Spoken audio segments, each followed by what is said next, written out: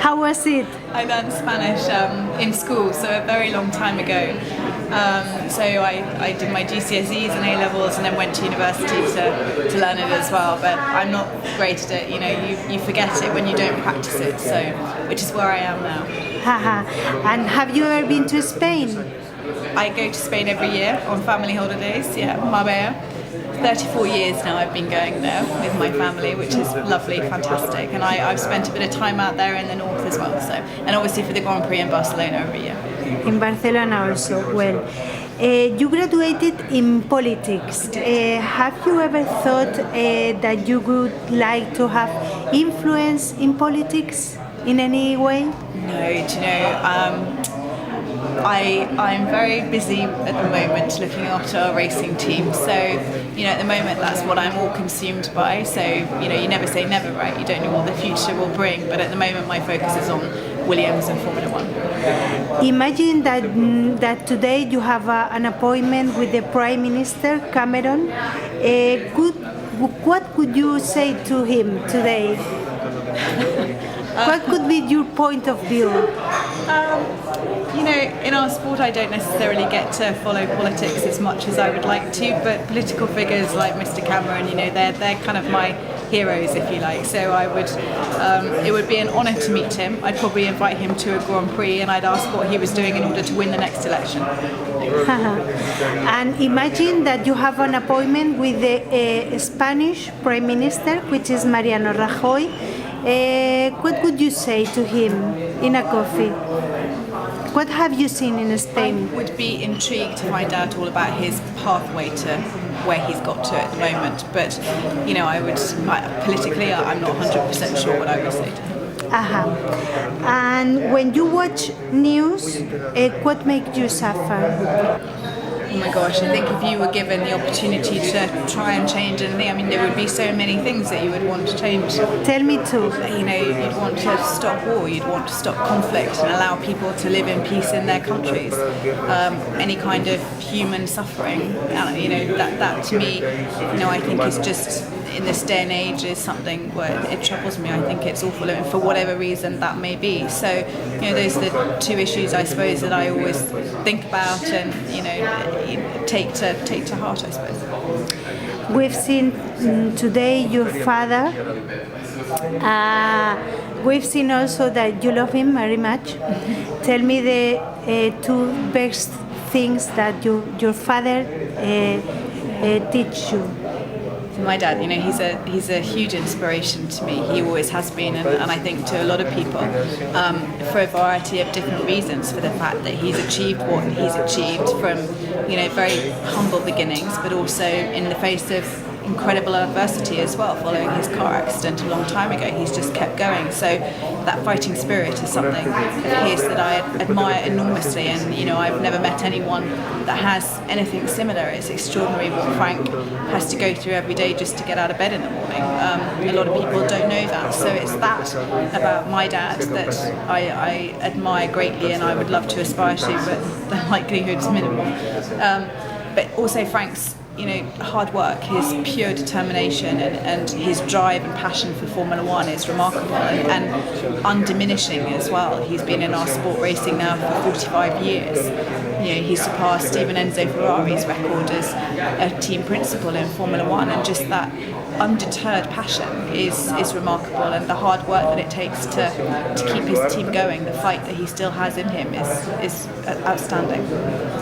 And tell me two big lessons from your mother. Gosh, tricky. My mother was an amazing woman. Sadly, she passed away last year, nearly a year ago now. So, perseverance. My mum was a very stoical woman.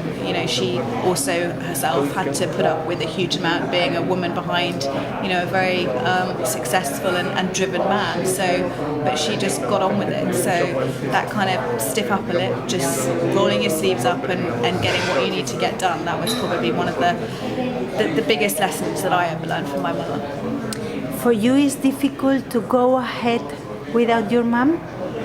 Again, it goes back to one of the biggest lessons that she taught me in life is that if you can't change something, you just get on with it. You know, life is a gift, and you know, whatever happens, you just have to take every moment and enjoy it as best you can. And if she thought that I wasn't, then she'd be really cross with me. So.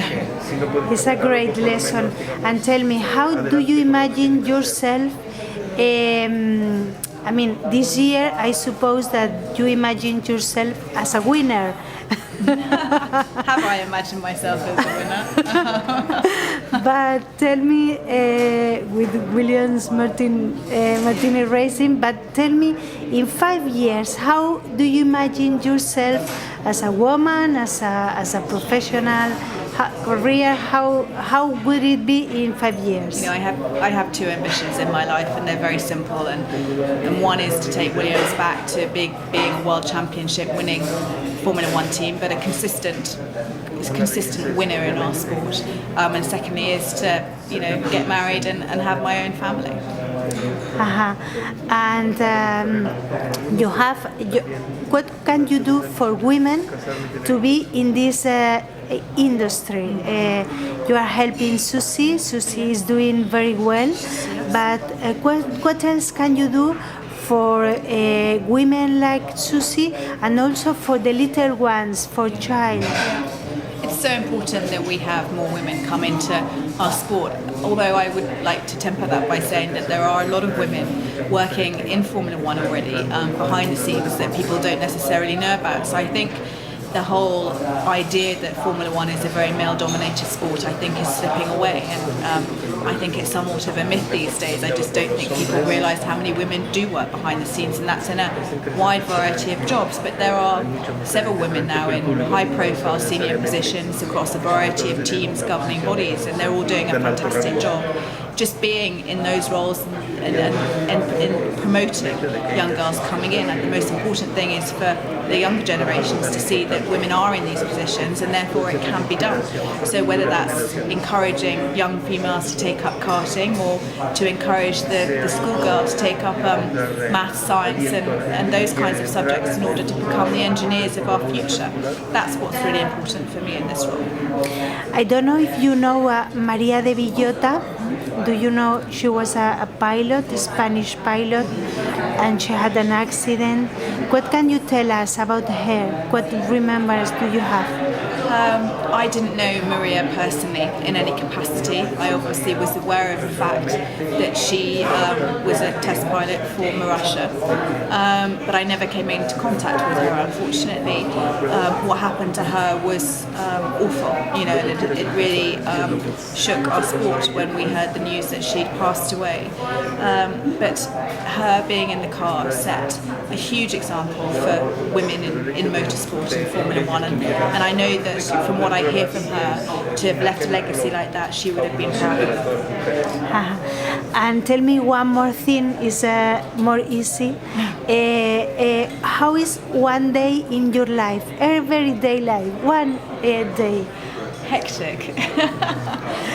Extremely busy, you know, running a Formula One team, making sure that we have the budget. I have lots of different roles and responsibilities within my job, so it's always busy, but it's always fantastic. I go home every night feeling that I've achieved something in order to affect change, and we're fortunate in our jobs in that we get to see what we've achieved every 2 weeks when we go racing.